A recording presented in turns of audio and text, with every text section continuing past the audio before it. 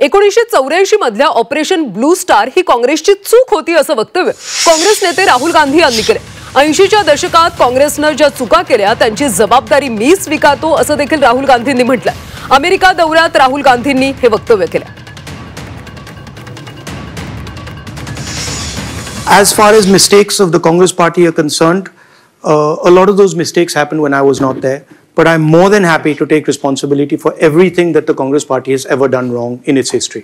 The question is, what are you doing to reconcile?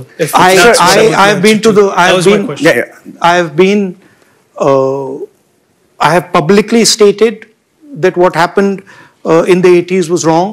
I have been to the Golden Temple multiple times.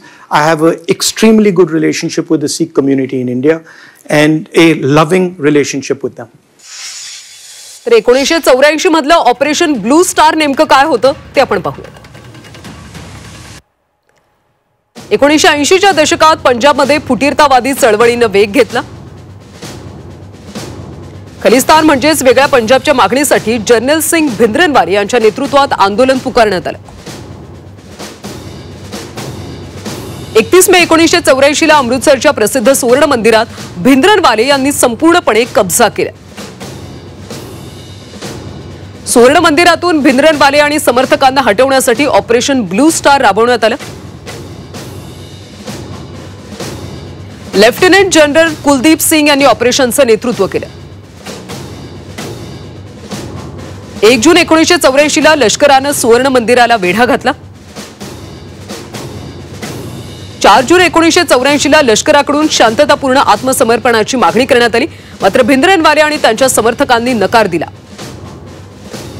लष्कराकडून सुवर्ण मंदिर परिसरात प्रवेश करण्याचा प्रयत्न करण्यात आला। भिंद्रनवाले आणि त्यांच्या समर्थकांवर गोळीबार करण्यात आला। तर 5 आणि 6 जून 1984 ला मुख्य ऑपरेशन सुरू झालं। यावेळी ज्यामध्ये रणगाडे आणि अवजड शस्त्रांचा वापर झाला। या ऑपरेशनमध्ये भिंद्रनवाले आणि त्यांचे अनेक समर्थक मारले गेले।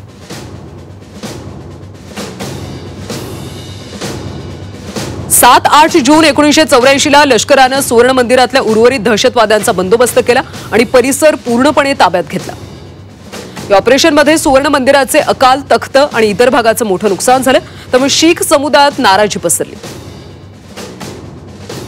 ऑपरेशन ब्लू स्टारमुळे शीख समुदायात त्यावेळच्या काँग्रेस सरकारविरोधात रोष पाहायला मिळाला आणि 31 ऑक्टोबरला पंतप्रधान इंदिरा गांधी यांची त्यांच्या शीख अंगरक्षकाकडून हत्या करण्यात आली।